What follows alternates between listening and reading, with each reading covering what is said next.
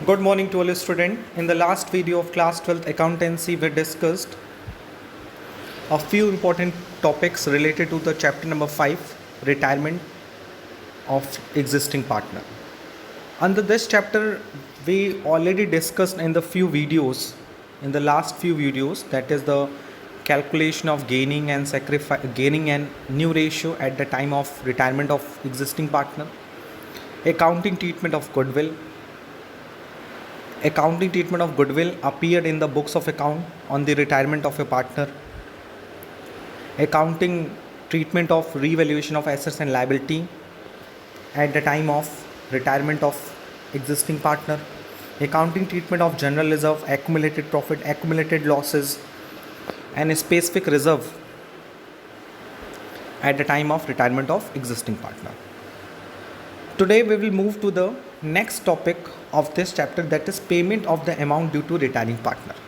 You know very well, जब भी कोई पार्टनर फर्म से रिटायर होता है तो रिटायरमेंट के टाइम पर उसके शेयर का जितना भी अमाउंट होता है उसे वो प्रोवाइड किया जाता है। जैसे मैंने आपको स्टार्टिंग में ही बताया था at the beginning of the chapter कि when any partner retired from the firm he received a following amounts. The first amount, his share of capital.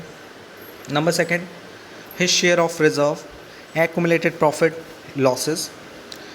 His share of goodwill.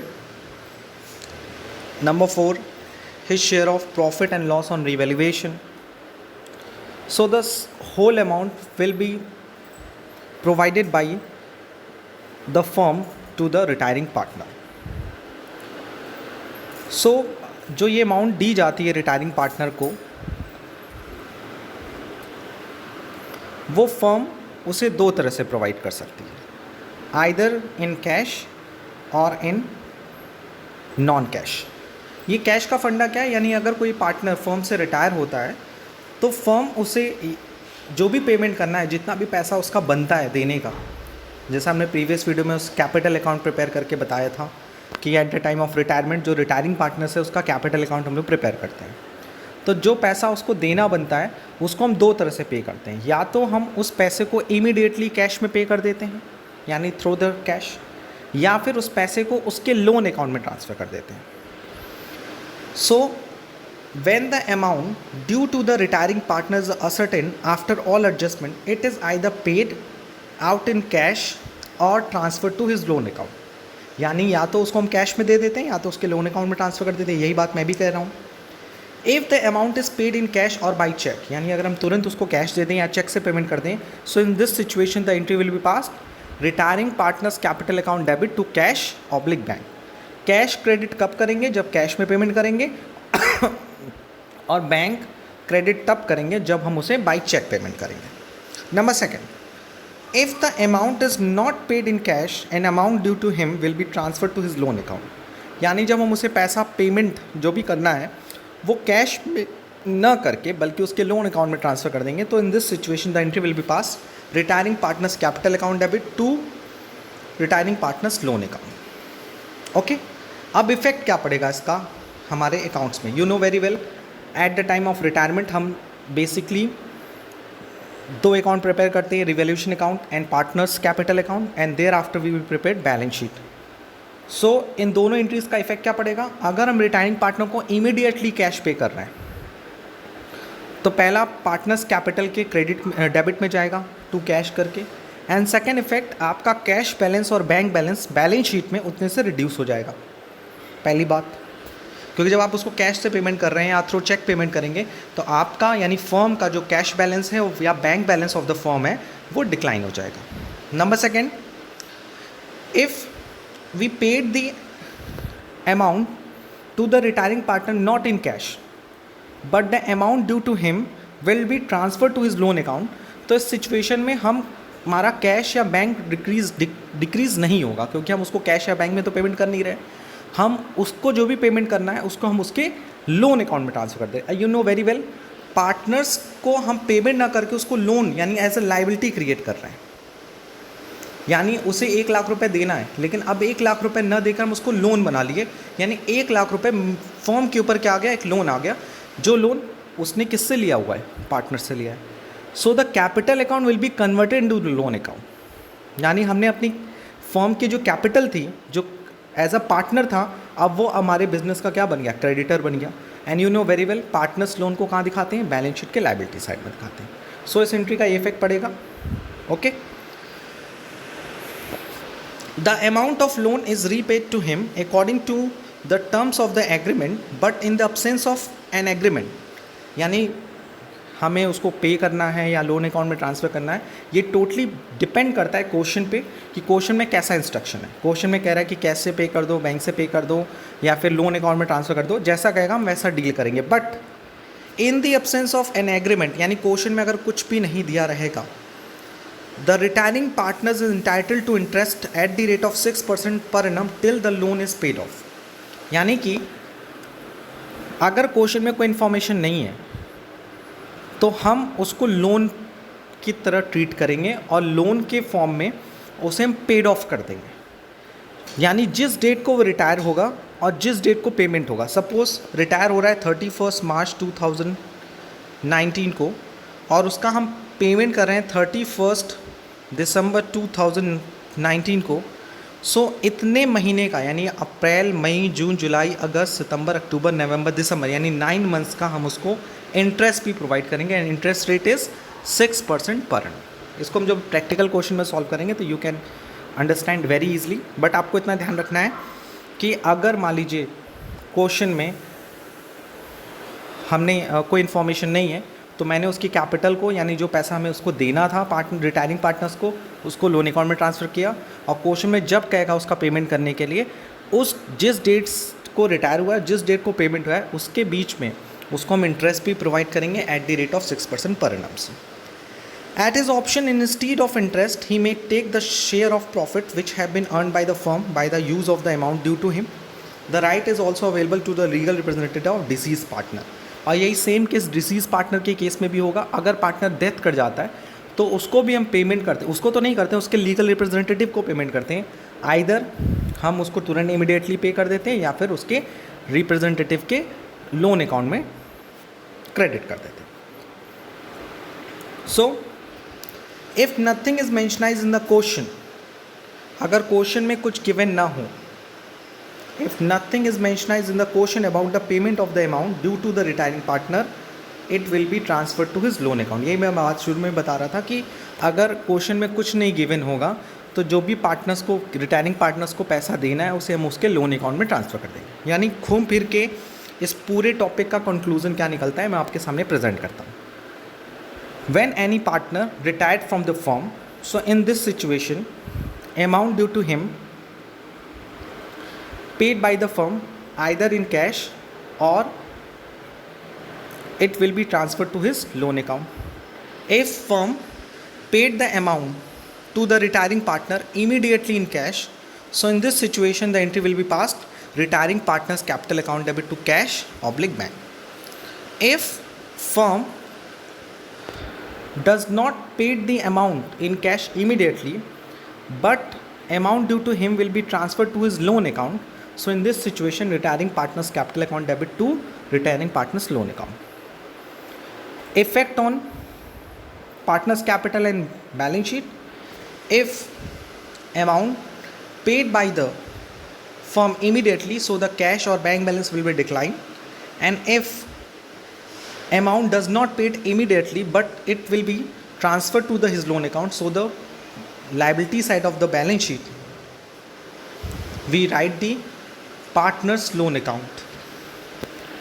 And the important part is this: if question is not mentionized, not give the any information regarding the payment or the transfer to the loan account, in this situation amount is not paid in the cash, amount due to him will be transferred to his loan account.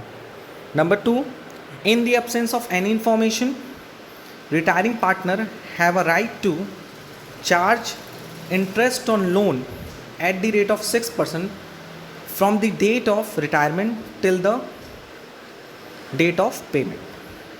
Okay, so now we will move to the next question to understand this concept. ABC were partners sharing profit and loss in the ratio of 5:3:2.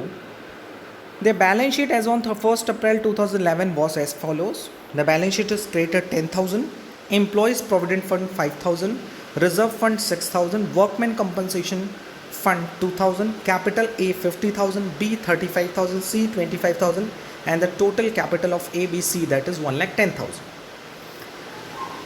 In asset side, cash 2,000, debtors 8,000, stock 40,000, furniture 13,000, patents 4,000, building 60,000, and goodwill 6,000, and the total asset side of 1,33,000.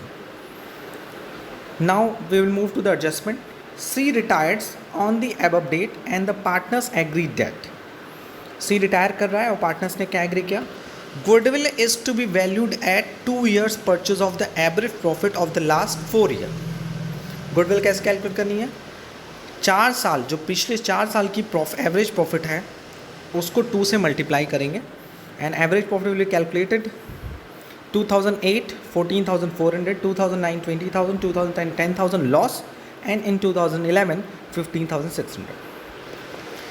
5% provision for doubtful debts to be made on debtor. Stock be appreciated by 10%. Patents are valueless. Building be appreciated by 20%. Sundry created to be paid 2,000 more than the book value. So in this question it is a loss because provision for doubtful debts is a liability. Stock be appreciated, so it is a profit.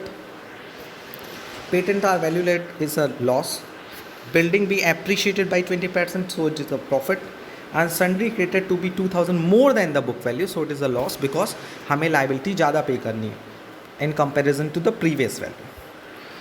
Pass journal entry and prepare revaluation account, capital account and the balance sheet of the new firm. तो first of all पहले हम journal entry पास नहीं करते हैं, पहले हम लोग क्या करते हैं, revaluation account बनाते हैं, capital account बनाते हैं और balance sheet बनाते हैं. तो first of all we prepare the revaluation account. How we will prepare the revaluation account, you know very well. Provision for doubtful debt is a loss. Patents valueless, so it is a loss. Sundry creditors increased by 2,000, so it is a loss. Apart from this, stock appreciated by 4,000 and building appreciated by 12,000, so it is a profit. Though according to the quotient, the total profit on revaluation is 16,600 and total loss is 6,400. So when we deduct the loss from the profit on revaluation, so the net profit on revaluation, that is 9,600, and it will be distributed among A, B and C in their old ratio. And what is the old ratio? According to the quotient, that is the old ratio is 5:3:2. C retires but there is no additional information. तो you know very well कि जब कोई additional information नहीं होती है, so situation में old है 5:3:2 A, B, C का, और C रिटायर हो रहा है, तो A, B का न्यू रेशियो होगा 5:3 एज वेल एज यही इनका न्यू भी होगा और यही इनका गेन भी होगा. सो गेनिंग रेशियो निकालने की ज़रूरत नहीं है इस क्वेश्चन. गेनिंग रेशियो की ज़रूरत क्या है, यू नो वेरी वेल कि जब कोई पार्टनर रिटायर होता है तो उसे कॉन्टिन्यूइंग पार्टनर की तरफ से कंपनसेशन प्रोवाइड किया था in the form of goodwill, तो उसके लिए हमें गुडविल कैलकुलेट करना पड़ेगा. तो फर्स्ट ऑफ ऑल हमने गेनिंग रेशियो निकाल लिया 5:3. पहली चीज़ क्लियर हो गई. दूसरा गुडविल निकाल लेते हैं ताकि पार्टनर्स कैपिटल अकाउंट बनाने में हमें ईजी रहेगा. So you know what is the formula of average goodwill according to the average profit? You know the formula is average profit into number of year purchase, and number of year purchase is 2, which is given in the question. How we will calculate the average profit? First of all we calculate the total profit 14,400, 20,000. It is a loss, so it will be deducted 15,600 and total profit is 40,000. Now we will calculate the average profit. 40,000 divided by 4, that is 10,000. So after the working we calculate the goodwill amount 20,000. So the goodwill is 20,000. Okay, goodwill कितना आया 20,000, average profit 10,000 multiplied by 2. So you know in this question the goodwill is 20,000. So the C share of goodwill, that is 20,000 multiplied by 2 by 10, that is 4,000. and this 4000 will be provided by X, A and B in the ratio of 5:3. Okay, so you know very well कि goodwill जो है सी की आई है, इसको हम साफ साफ बताते हैं आपको थोड़ा क्लियर में। सी की गुडविल आई है, टोटल गुडविल आई 20,000, उसको मल्टीप्लाइड किया 2/10 दैट इज़ 4,000। तो ए को कितना देना है इस 4,000 में से?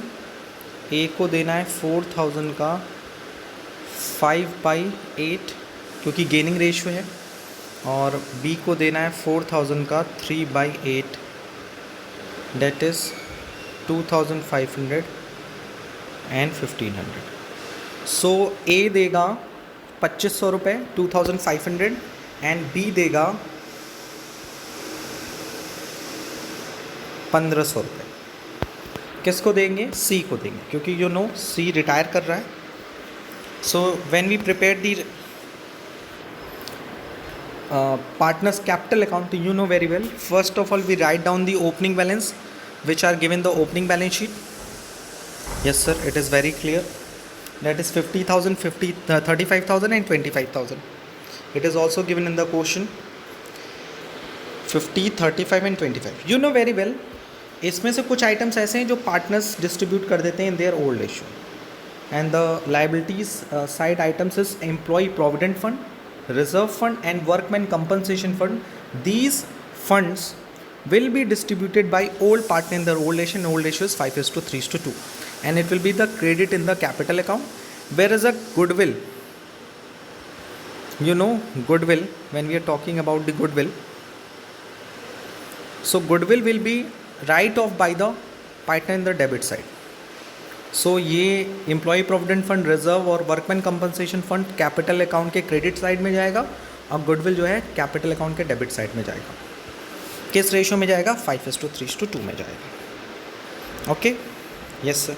एंड द इम्पॉर्टेंट पार्ट ये भी है, इसको सॉल्व करने से ये जो प्रॉफिट हुआ है रिवैल्यूएशन पे, ये भी कहाँ जाएगा? क्रेडिट साइड में जाएगा। अगर लॉस होता तो पार्टनर्स कैपिटल के डेबिट में जाता। ऐसा हम लोगों ने एडमिशन में किया भी हुआ है, so it is a very common thing. You know, reserve fund distributed among A, B and C in their old ratio. Workman compensation fund is also distributed among old partner in their old ratio. Profit on revaluation divided among old partner in their old ratio. And goodwill will be write off by the old partner in their old ratio. Okay. Now एक बात हमने बात किया था कि when any partner retire from the firm, तो you know very well कि सी यहाँ पे रिटायर कर रहा है, तो ए और बी उसे मिलकर गुडविल देंगे। तो ए की सी की कैपिटल को ए से कितना मिलेगा? 2,500, बी से कितना मिलेगा? 1,500। सो ए की कैपिटल कितने से कम हो जाएगी? 2,500। बी की कैपिटल कितने से कम हो जाएगी? 1,500। इसका देखिए दो इफेक्ट पड़ता है। जैसे आपने 11th में कॉन्ट्रा एंट्री पढ़ी थी, तो जब हम गुडविल की पोस्टिंग करते हैं रिवैल्यूएशन में, तो यू नो वेरी वेल कि gaining partners capital account debit to retiring partner. तो गेनिंग कौन है? ए, बी टू सी। सी को कितना गुडविल मिलना चाहिए था? 4,000,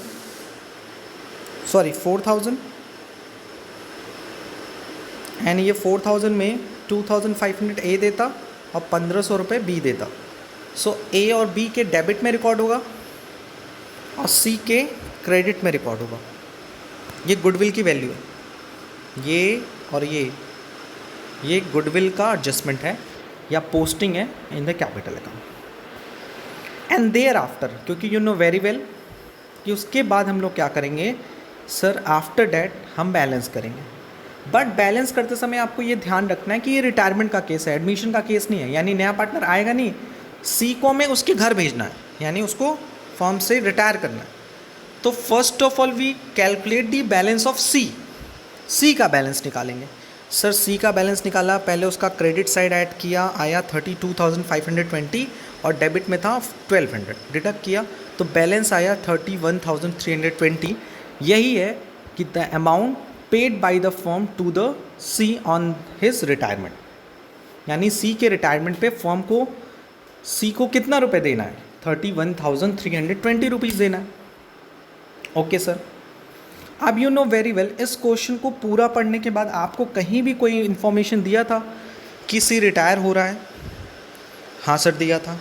सी रिटायर्ड होगा तो उसको कैश में पेमेंट करना है कि लोन में पेमेंट करना है? सर इस बारे में कोई इन्फॉर्मेशन नहीं था। तो यू नो वेरी वेल, अभी जस्ट मैंने बताया कि इन the absence of any information when any partner retired from the firm, so amount paid by the firm, amount due to the firm will be transferred to his loan account। हमें उसके loan account में transfer करना पड़ता है। ये बात आपको याद रखनी होगी, यानी हम इसको कैश में पेमेंट नहीं करेंगे, हम उसके लोन अकाउंट में डाल देंगे। यानी अगर यही कैश में पेमेंट करने को बोलता तो हम लोग लिखते टू कैश और बैंक, बट इस क्वेश्चन में एकदम क्लियरली कोई इन्फॉर्मेशन नहीं है। सो आपको पता है कि सी के रिटायरमेंट के समय उसका पैसा उसके लोन अकाउंट में ट्रांसफ़र हो जाएगा। Yes sir. अब बचे कितने पार्टनर सर? 2 पार्टनर। कौन कौन? ए और बी। उनका बैलेंस निकाल लेंगे एज इट इज़, जैसे हम लोग एडमिशन में निकालते थे। यानी यहाँ पे हमने क्या किया, जो पार्टनर जा रहा है उसका बैलेंस तो तीनों का निकलेगा, सारे पार्टनर्स का निकलेगा, बट जो पार्टनर जा रहा है उसके बैलेंस को हम उसके लोन अकाउंट में ट्रांसफ़र कर दिया, और जो कॉन्टिन्यूइंग पार्टनर है जो फर्म के साथ फ्यूचर में रहेंगे उनको हमने बैलेंस किया। यानी जो बैलेंस किया वो कैपिटल की तरह ट्रीट होंगे, और जिनको लोन अकाउंट में ट्रांसफ़र कर दिया उसे बैलेंस शीट के लायबिलिटीज़ में लोन की तरह शो करेंगे। So after preparing the revaluation and partners capital account, you know very well किसके बाद हम लोग बनाते हैं बैलेंस शीट। तो बैलेंस शीट बनाना is very too easy. Sundry creditors 2000 से इंक्रीज था, सीज लोन आ गया क्योंकि सी रिटायर हुआ था, उसको पैसा पे नहीं किया गया, so it is a liability. And you know very well employees provident fund, ये एम्प्लॉयज़ के लिए होता है, ये पार्टनर्स इसको डिस्ट्रीब्यूट नहीं करते। This provident fund is created for the employees, not for the outsider. Okay, तो employees provident fund is not a specific fund, it will not be distributed by the old partner in their old age. Okay, and capital में अब सिर्फ कितने partner बचे? ए और B. यही तो मैं समझाना चाह रहा था। एडमिशन से ए और बी से सी हो जा रहे थे, अब रिटायरमेंट में ए बी सी से अब ए बी हो गए। नए फर्म में देखिए कैपिटल घट गई। कैश में बात करें तो कैश में कोई चेंजेस नहीं होगा क्योंकि कैश में कोई पेमेंट ही नहीं किया गया, तो एज इट इज़ कैश का बैलेंस वही होगा जो पुरानी बैलेंस शीट में होगा। डेटर्स में चेंजेस हुआ है क्योंकि प्रोविज़न क्रिएट करना पड़ा है हमको। स्टॉक में वैल्यू चेंज हुई होगी, फर्नीचर बिल्डिंग में चेंज हुई होगी, बट पेटेंट्स की वैल्यू कुछ नहीं होगी। क्यों? क्योंकि उसको वैल्यू लेस हो गया था, सो हमने बैलेंस शीट को ऐड कर दिया। Yes sir, it is very easy. इसमें सारा कॉन्सेप्ट जो है 80 to 90% तक का कॉन्सेप्ट जो है एडमिशन से रिलेटेड है, बट कुछ कॉन्सेप्ट जो है वो रिटायरमेंट के हैं, और वो आई होप कि आप इजीली उसको डील कर लेंगे। इस क्वेश्चन में एक बात और भी था कि इस क्वेश्चन में जर्नल एंट्री पास करने को भी बोला था, तो हम उस पर भी फोकस कर लेते हैं at the end of this video. You know very well, मैंने जब भी आपको बोला है एडमिशन के केस में या रिटायरमेंट के केस में जर्नल एंट्री पास करते समय, तो first of all you think about it कि which kind of entries you should pass. तो the first entry which are related to the balance sheet, तो पहले हम लोग जर्नल एंट्री पास करते हैं which are related to the balance sheet. तो पहले हम लोग इसको बांटने की एंट्रीज पास करेंगे, reserve fund and workman compensation fund. Goodwill को राइट ऑफ करने की एंट्री पास करेंगे। Okay, in the between old partner in their old ratio, यानी between A B C, among A B C and the ratio 5:3:2। Okay sir. दूसरा मैंने बताया revaluation पे profit and loss होगा, उसकी एंट्री पास करेंगे, और जो नेट प्रॉफिट एंड लॉस आएगा रिवैल्यूएशन पे उसको भी ओल्ड पार्टनर्स में ओल्ड रेशो में राइट ऑफ कर देंगे, डिस्ट्रीब्यूट कर देंगे। तीसरा, यू नो सी रिटायर हो रहा है तो सी के बैलेंस को हम कैश में पे नहीं कर रहे हैं, उसके लोन अकाउंट में पेमेंट कर दे रहे हैं। तो इस तरह की जर्नल एंट्री हमें पास करनी है, तो वो एंट्रीज हम लोग देख लेंगे। First of all we distribute the reserve fund account debit 6000 to A's capital, b's capital to c's capital 3000, 1800 and 1200. The transfer of reserve fund to the partners capital account in their old profit sharing ratio. Thereafter we pass the second entry which are related to the workman compensation fund. Workman compensation fund account debit to a's capital, to b's capital, to c's capital 2000, 1600, 600, 400. Now you know पहले हमने balance sheet से related entries pass कर ली। There after we pass the entries related to the revaluation account. Revaluation पे loss कितना हुआ था? Revaluation account debit to provision for bad debts पे 400 का लॉस हुआ था, पेटेंट से 4000 का एंड क्रेडिटर्स से 2000 का, तो टोटल लॉस हुआ था 6400। And there after we pass the journal entry on the profit on revolution, that is stock account debit, building account debit. Stock से प्रॉफिट हुआ था 4000 का, बिल्डिंग से प्रॉफिट हुआ था 12000 का, तो टोटल में प्रॉफिट हुआ 16000। And there after you know कि आपको रिवोल्यूशन पे प्रॉफिट हुआ था 9600 का प्रॉफिट हुआ था। So it will be distributed among old partner in their old ratio, that is A's capital, B's capital, C's capital, 4800, 200, 2880, 1920। एक एंट्री हम लोग भूल गए थे बैलेंस शीट से रिलेटेड, हाँ सर, कि यू नो कि जब कोई पार्टनर रिटायर होता है तो गुडविल जो बैलेंस शीट में होती है उसे भी ओल्ड पार्टनर ओल्ड रेशियो में राइट ऑफ कर लेते हैं। तो बैलेंस शीट में कितनी गुडविल थी? 6000। It will be distributed by ABC, right of by the old partner in their old ratio. 6000 की गुडविल बैलेंस शीट में थी, उसकी भी एंट्री पास करेंगे। तो ये एंट्री स्टार्टिंग में आनी चाहिए थी। हम अगर मैं इसका ऑर्डर डिसाइड करें तो 1 2 3 4 5 6, now 7th entry which are related to the retirement of any partner।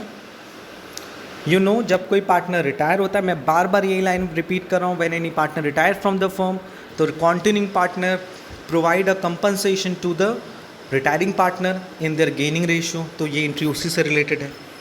You know gaining partners capital account debit to retiring partners, A's capital account debit, B's capital account debit to C's capital. ये मैंने solution के time भी आपको समझाया था। 4000 मिला, 2500 ए से मिला एंड 1500 बी से मिला। And there after last entry of this question, that is जो सी पार्टनर रिटायर कर रहा है, यू नो कि at the time of retirement उसका जितना भी पैसा ड्यू है फर्म के ऊपर, यानी 31,320, वो उसके लोन अकाउंट में ट्रांसफर कर दिया जाए। So we pass the next entry, C's capital account debit to C's loan account, that is 31,320 rupees. So आज ये पूरा क्वेश्चन सॉल्व करने के बाद वी फील दैट कि we are ready for the solving the practical problem related to the retirement of any partner. यानी कोई partner अगर रिटायर होता है तो सिचुएशन में कैसे जनरल एंट्री पास करनी, how we will pass the general entry, how we will prepare the revaluation account, how we will prepare the partners capital account, and how we will prepare the balance sheet of the new firm after the retirement of existing partner. So I request to all the students, please solve the practical problem given in your book, because it is a very important topic for the accountancy class 12th. If you have any kinds of doubt, suggestion, or any kind of doubts, any kinds of queries, so please ask me in the online classes as well as in the WhatsApp group. And the most important part is this कि जब हम admission में question solve करते थे और जब हम retirement में पार्टनर सॉल्व कर रहे हैं, तो दोनों में डिफरेंसेस क्या हैं? सारे प्रोसेस सेम है। एक अकाउंटिंग ट्रीटमेंट ऑफ गुडविल का क्राइटेरिया चेंज हो जा रहा है, क्योंकि eight the time of admission new partner क्या करता था, ओल्ड पार्टनर को गुडविल देता था इन देयर सेक्रीफाइसिंग रेशियो। यहाँ पे क्या हो रहा है, जो कॉन्टिन्यूइंग पार्टनर है वो रिटायरिंग पार्टनर को गुडविल प्रोवाइड कर दें इन देयर गेनिंग रेशियो। पहला डिफरेंस। दूसरा, जब हम एडमिशन में पार्टनर्स कैपिटल प्रिपेयर करते थे तो वहाँ हम सारे पार्टनर्स का बैलेंस करते थे, बट यहाँ पे हमें इन केस ऑफ रिटायरमेंट और डेथ ऑफ ए पार्टनर में हमें सारे पार्टनर की बैलेंस कैपिटल को बैलेंस नहीं करना है। जो पार्टनर रिटायर हो रहा है उसको या तो उसके लोन अकाउंट में ट्रांसफ़र कर देना है उसका बैलेंस, या फिर उसको कैश के थ्रू पे कर देना है एज इट इज़, जैसी इन्फॉर्मेशन क्वेश्चन में गिवन हो। ओके। तीसरी बात, when we prepared a balance sheet, जब हम बैलेंस शीट प्रिपेयर कर रहे हैं तो सिचुएशन में भी हमें ये केयरफुली मॉनिटर करना है कि हमने रिटायरिंग पार्टनर को कैश में पेमेंट किया है या उसके लोन अकाउंट में ट्रांसफ़र किया है। अगर कैश में पेमेंट किया है तो पैसा कम होगा, कैश बैलेंस कम हो जाएगा, बैंक बैलेंस कम हो जाएगा। और अगर लोन के थ्रू ट्रांसफ़र किया है, सेटलमेंट किया है, तो सिचुएशन में हम उसके लोन अकाउंट को बैलेंस शीट के लायबिलिटी साइड में शो करेंगे। एडमिशन के केस में ए बी पार्टनर होते थे, सी आता था, तो जब नई बैलेंस शीट बनाते थे तो ए बी सी तीनों की कैपिटल शो होती थी। बट रिटायरमेंट के केस में आप देख रहे हो ए बी सी तीन पार्टनर है, सी रिटायर हो रहा है, तो नई फॉर्म में सिर्फ कैपिटल किसकी दिखेगी, ए और बी की, और सी की कैपिटल एग्जिस्ट नहीं करेगी। या तो उसको हम लोन अकाउंट की तरह ट्रीट करेंगे या फिर उसको कैश में से माइनस कर देंगे as per the given situation in the question. So I hope कि आज जो भी कन्वे करने की कोशिश की गई है वो आपको बेनिफिट होगा उससे। ओके, सो आज के लिए इतना ही।